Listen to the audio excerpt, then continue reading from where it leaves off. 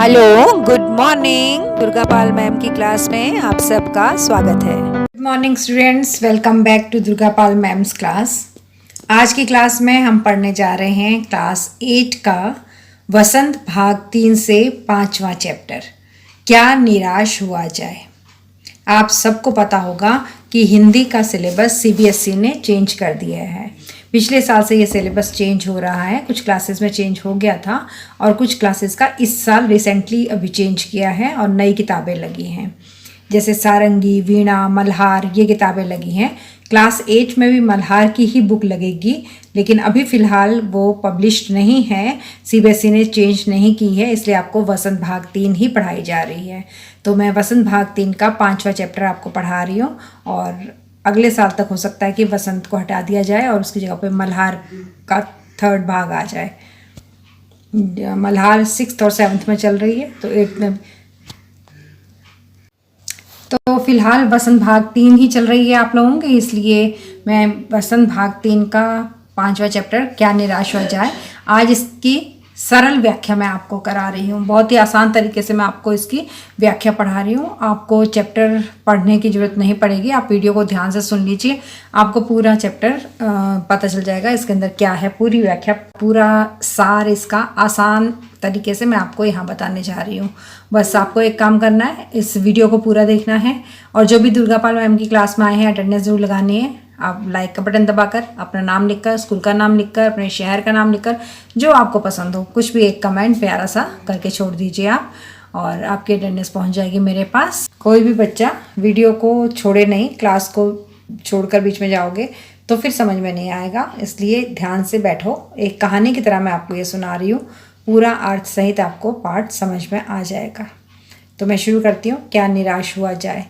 क्या निराश हुआ जाए पाठ शुरू करने से पहले मैं आपको बता दूं कि ये पाठ लिखा है हजारी प्रसाद द्विवेदी जी ने, उनका लिखा हुआ ये निबंध है। इस पाठ के द्वारा लेखक जो हमारे देश में सामाजिक बुराइयां हैं ना, जैसे चोरी, डकैती, भ्रष्टाचार, ये सब कुछ है, इनके साथ साथ लेखक ये दिखाने की कोशिश कर रहा है कि अच्छाइयाँ भी हैं समाज में। डरने की बात नहीं है कि सिर्फ बुराइयाँ ही हैं समाज में, हमारा पूरा समाज बुरा हो चुका है, ऐसा नहीं है, अच्छाइयाँ भी हैं।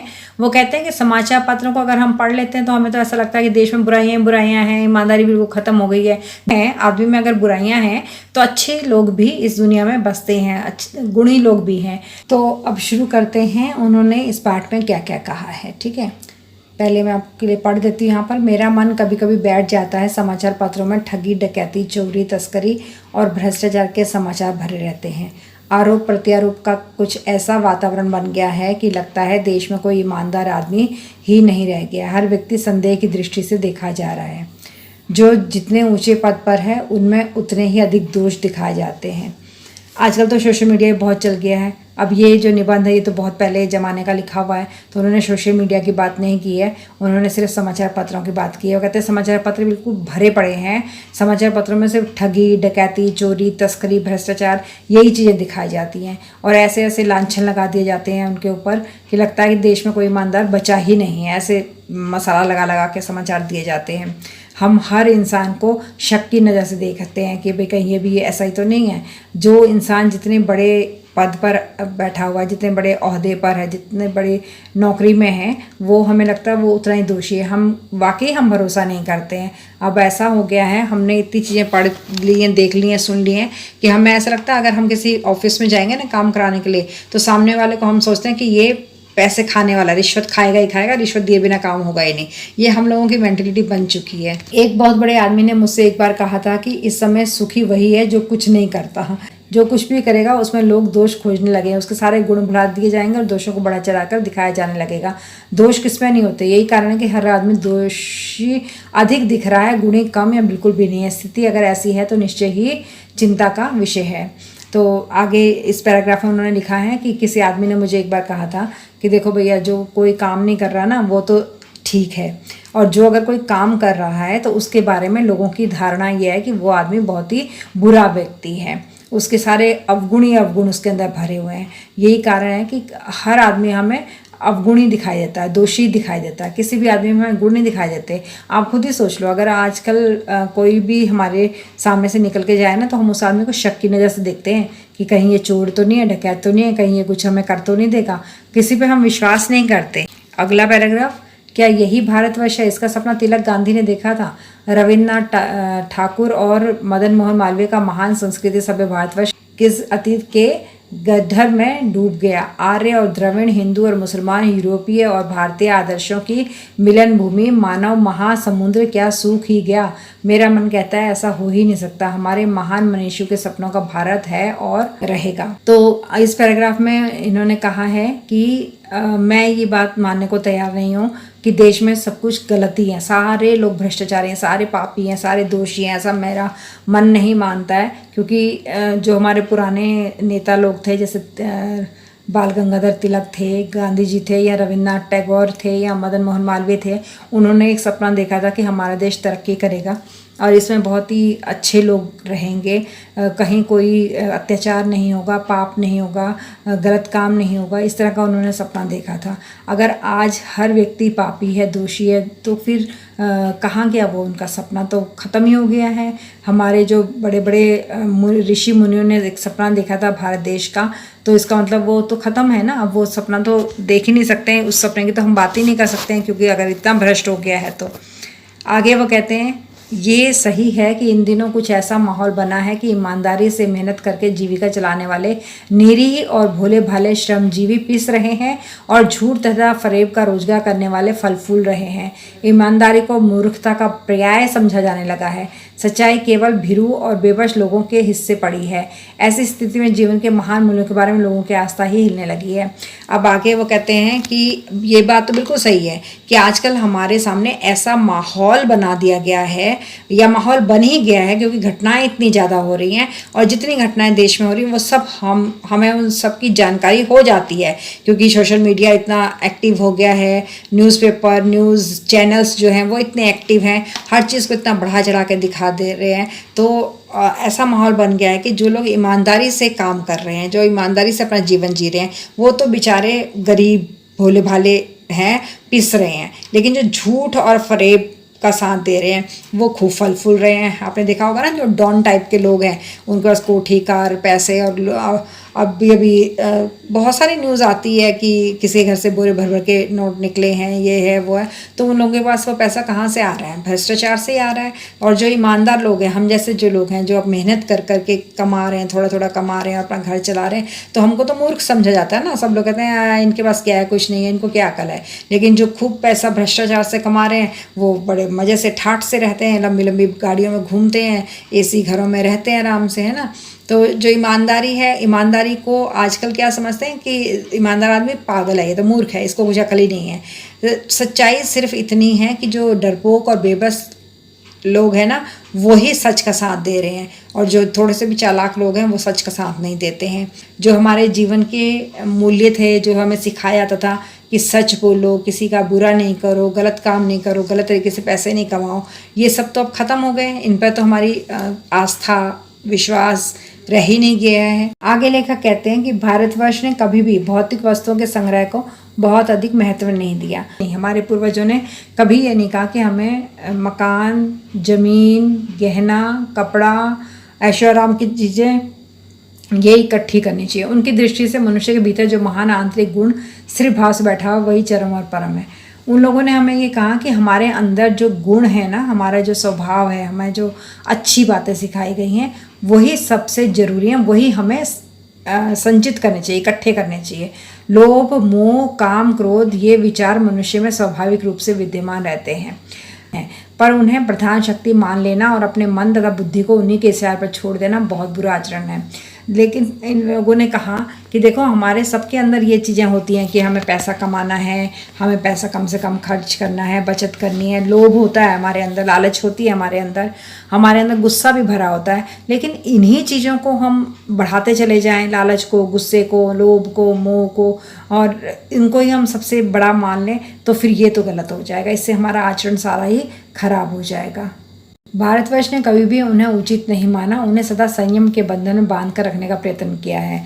भारत में हमेशा ये बात कही गई कि ये जो लोभ मोह काम क्रोध है ना, इनको बांध करके रखो, कंट्रोल में रखो, इन चीज़ों को बढ़ाना नहीं है। परंतु भूख की उपेक्षा नहीं की जा सकती। मतलब इंसान को खाना तो खाना ही पड़ेगा, जिस चीज़ की ज़रूरत उसे है वो तो उसे समेटनी पड़ेगी, वो चीज़ तो उसे अपने पास रखनी ही पड़ेगी। हम ये कहें कि हम बीमार हैं हम दवा नहीं खाते, ऐसा तो नहीं हो सकता ना। हम बीमार हैं अगर तो हमें दवा खानी ही पड़ेगी।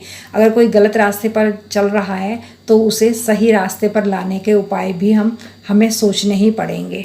हुआ यह है कि इस देश के कोटि कोटि दरिद्र जनों की हीन अवस्था को दूर करने के लिए ऐसे अनेक कायदे कानून बनाए गए हैं जो कृषि, उद्योग, वाणिज्य, शिक्षा और स्वास्थ्य की स्थिति को अधिक उन्नत और सुचारू रूप के लक्ष्य से प्रेरित है। परंतु जिन लोगों को इन कार्यों में लगना है उनका मन सब समय पवित्र नहीं होता। प्राय वे ही लक्ष्य को भूल जाते हैं और अपनी ही सुख सुविधा की ओर ज़्यादा ध्यान देने लगते हैं। यहाँ बहुत अच्छी बात कही लेखक ने इस पैराग्राफ में।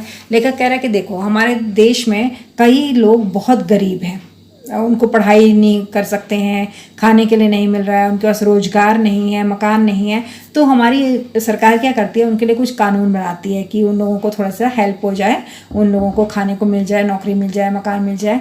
तो कृषि, उद्योग, वाणिज्य, शिक्षा और स्वास्थ्य, उनके लिए कृषि यानी खेती हो जाए, उद्योग यानी इंडस्ट्री में उनको जॉब मिल जाए, वाणिज्य यानी कॉमर्स, वो कुछ भी काम कर सकें, अपना खोल सकें, शिक्षा एजुकेशन उन्हें मिल जाए, स्वास्थ्य उनको फ्री में दवा वगैरह मिल जाए। तो ऐसे कानून तो हर देश में बनते हैं कि गरीबों के लिए कुछ कर दिया जाए। ठीक है, जो भी लोग इस काम को करने में लगते हैं वो खुद ही ईमानदार नहीं है। कहा है ना, उनका मन सब समय पवित्र नहीं होता, वो खुद ही ईमानदार नहीं रह सकते हैं। हमें प्रायः अक्सर ये होता है कि वो अपने जिस उद्देश्य के लिए उनको अपॉइंट किया गया है वो उस लक्ष्य को तो भूल ही जाते हैं और अपनी सुख सुविधा वहीं से तो पैसा कमाते हैं। अब देखिए, सरकार सड़कें बनवाती है, पुल बनवाती है ना, फ्लाईओवर्स बनवाती है, ब्रिज बनाती है, तो उसमें क्या कहते हैं, किसी को तो काम दिया जाएगा ना। अब ये थोड़ी कि देश का प्रधानमंत्री आके ये सारे काम करेगा, ठेकेदारों को ठेका मिलेगा। तो वो ठेकेदार क्या करते हैं, सीमेंट का पैसा खा गए, सरिये का पैसा खा गए, कच्चा बना दिया, ऐसा कर दिया, मजदूरों को कम मजदूरी दी, है ना। तो इस तरह के काम करते हैं, वो खुद ही भ्रष्ट हैं, तो फिर वो देश को क्या बनाएंगे। तो यही लेखक कह रहा है कि सरकार कर रही है, लेकिन जो बीच के लोग हैं ना, वो भ्रष्टाचार कर रहे हैं। भारतवर्ष सदा कानून को धर्म के रूप में देखता आ रहा है। आज एकाएक कानून और धर्म में अंतर कर दिया गया है। धर्म को धोखा नहीं दिया जा सकता, कानून को दिया जा सकता है। अब उस समय तो क्या था कि कानून और धर्म इक्वल मानते थे, लेकिन आज क्या है, आज कानून और धर्म में अंतर कर दिया गया है। कहते हैं कि धर्म को धोखा भगवान तो सब देख रहा है, हम भगवान को धोखा नहीं दे सकते हैं। ये हमारी अभी भी आस्था है, हमें विश्वास है कि भगवान सब देख रहे हैं और हम भगवान को धोखा नहीं दे सकते हैं। लेकिन कानून को तो धोखा देना आजकल सब सीख गए हैं, कानून से बचना सब सीख गए हैं। चोरी चकारी करेंगे, भ्रष्टाचार करेंगे, पैसा कमा लेंगे, उसके जब फंस गए तो पैसा देके छूट जाएंगे, बस कानून को तो धोखा दे रहे हैं। यही कारण है कि जो लोग धर्म भीरू हैं वह कानून की त्रुटियों से लाभ उठाने में संकोच नहीं करते। यही कारण है कि जो लोग भगवान के मंदिर में जाते हैं, भगवान से डरते हैं, उनको पता है कि हम पाप करेंगे तो भगवान हमें पनिश करेंगे, लेकिन वो लोग कानून से नहीं डरते हैं, कानून से बच के निकल जाते हैं, उन्हें कोई संकोच ही नहीं होता गलत काम करने में। इस बात के पर्याप्त प्रमाण खोजे जा सकते हैं कि समाज के ऊपरी वर्ग में चाहे जो भी होता रहा हो, भीतर भीतर भारतवर्ष अब भी यह अनुभव कर रहा है कि धर्म कानून से बड़ी चीज है। समाज के ऊपर के वर्ग में चाहे जो कुछ भी हो रहा हो, लेकिन देश के अंदर जो मिडिल क्लास लोग हैं वो अभी भी ये मानते हैं कि जो धर्म है वो कानून से भी बड़ा है। अब भी सेवा, ईमानदारी, सच्चाई और आध्यात्मिकता के मूल्य बने हुए हैं।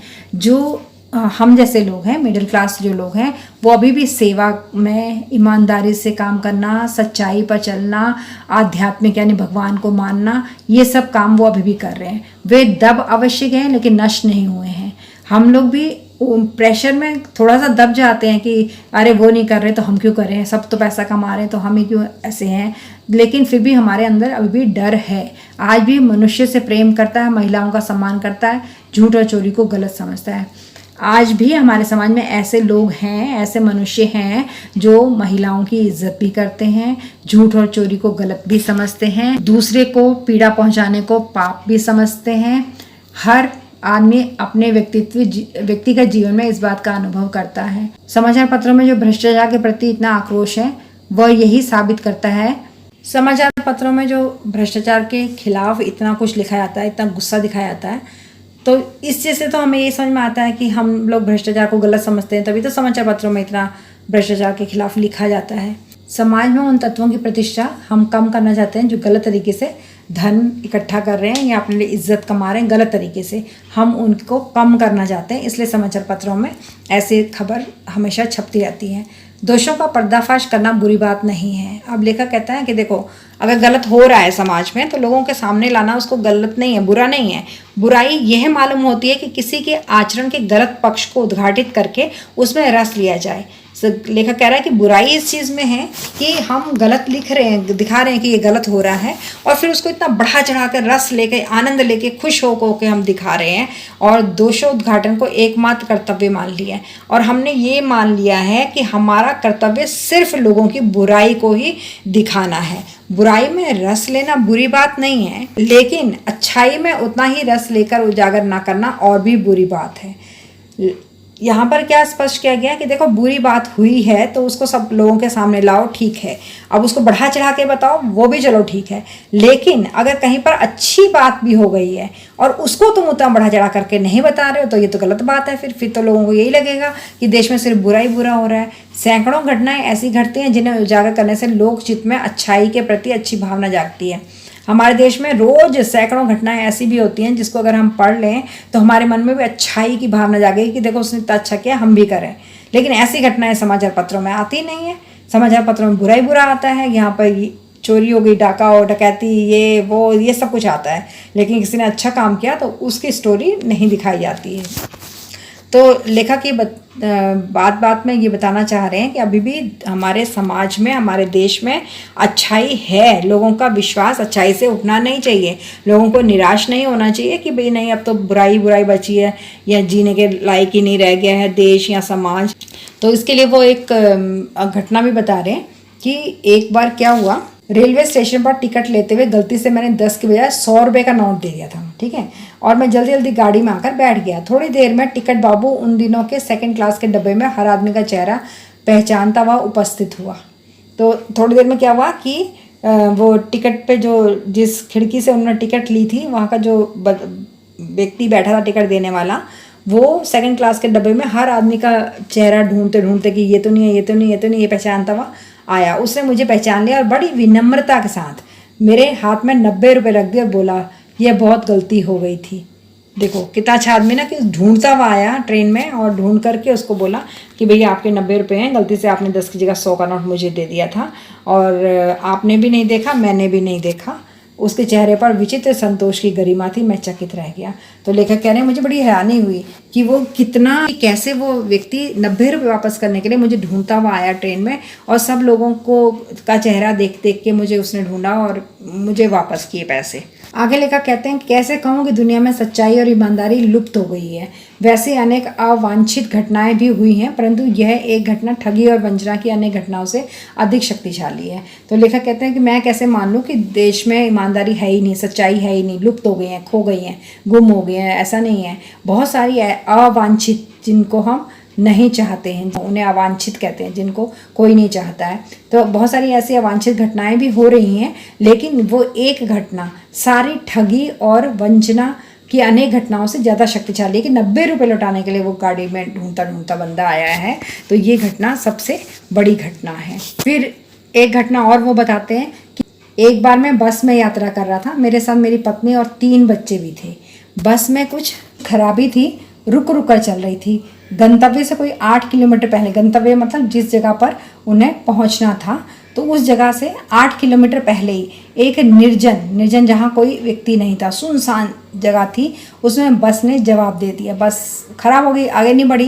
रात के कोई 10 बजे होंगे, बस में यात्री घबरा गए। रात को 10 बजे सुनसान जगह, बस खराब हो गई तो सारे यात्री घबरा गए। कंडक्टर उतर गया और एक साइकिल लेकर चलता बना। लोगों को संदेह हो गया कि हमें धोखा दिया जा रहा है। अब लोगों को ये शक हो गया कि भैया बस इन्होंने जंगल में आके रोक दी है, जरूर इनकी प्लानिंग होगी कुछ ना कुछ। देखो वो जो कंडक्टर है वो तो साइकिल लेके चला गया, तो जरूर कोई कुछ बदमाश लोगों को बुला के लाएगा और हमको लूटा जाएगा। बस में बैठे हुए लोगों ने तरह तरह की बातें शुरू कर दी। कोई कुछ कह रहा है, कोई कुछ कह रहा है। किसी ने कहा यहाँ डकैती होती है, 2 दिन पहले इसी तरह का एक बस को लूटा गया था। अब किसी ने ये पॉइंट और जोड़ दिया कि हाँ डकैती तो यहाँ पर होती है, अभी 2 दिन पहले ही एक बस लूटी गई है। अब परिवार सहित अकेला मैं ही था। लेखक उस बस में अकेला था जो परिवार लेकर बैठता, बाकी सब लोग अकेले अकेले थे, किसी का परिवार उनके साथ नहीं था। पर लेखक के 3 बच्चे भी थे, उसकी पत्नी भी थी, तो लेखक को ज़्यादा डर लग रहा था मन ही मन से, क्योंकि पत्नी साथ में है और छोटे छोटे बच्चे हैं। बच्चे पानी पानी चिल्ला रहे थे, पानी कहाँ मिलना था, पानी का तो वहाँ ठिकाना ही नहीं था। ऊपर से आदमियों का डर भी समा गया था। अब ये भी लग रहा था कि भाई इतने सारे आदमी हैं बस के अंदर, क्या पता कौन आदमी किस विचार का, किस तरह का आदमी हो। और जो कंडक्टर गया, क्या पता वो वहाँ से वाकई ही किसी लूटने ठगने वाले को लेकर के आ जाए या क्या होगा, ये नहीं पता था। तो लेखक भी मन ही मन में बहुत घबरा गया था। कुछ नौजवानों ने ड्राइवर को पकड़कर मारने पीटने का हिसाब बनाया। ड्राइवर के चेहरे पर से हवाइयाँ उड़ने लगी। ड्राइवर सोचने लगा, अरे भैया बस तो सही में ख़राब हुई है, ये कहाँ मुझे पीटने लगे हैं। लोगों ने उसे पकड़ लिया। वह बड़े कातर ढंग से मेरी ओर देखने लगा। तो ड्राइवर बड़े डरे हुए आँखों से लेखक को देखने लगा कि भैया बचा लो मुझे, हम लोग बस का कोई उपाय कर रहे हैं, बचाइए, ये लोग मारेंगे। तो उसने कहा कि ड्राइवर ने लेखक से कहा कि देखो ये लोग मुझे मारेंगे, हम तो उपाय कर रहे हैं कि बस किस तरह से ठीक हो जाए या हम यात्रियों को सकुशल कहीं पहुंचा दें। डर तो मेरे मन में भी था, पर उसकी कातर मुद्रा, लेखक कह रहा है कि डर तो मैं भी रहा था कि घने जंगल में बस रोकी इन्होंने, क्या पता कहीं कुछ गलती ना करें। लेकिन ड्राइवर इतना दयनीय लग रहा था ना, उसके चेहरे पर इतना डर था कि उसको देख करके मैंने यात्रियों को समझाया कि मारना ठीक नहीं है।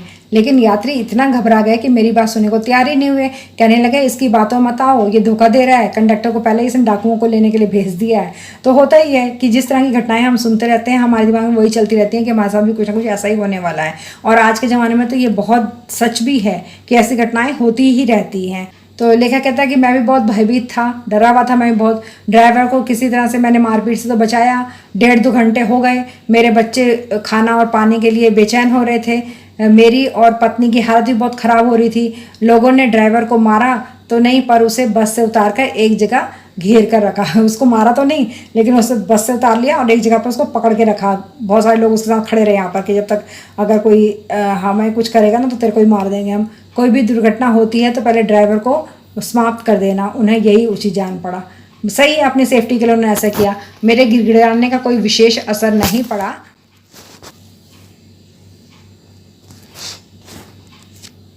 इसी समय क्या देखता हूँ कि एक खाली बस चली आ रही है।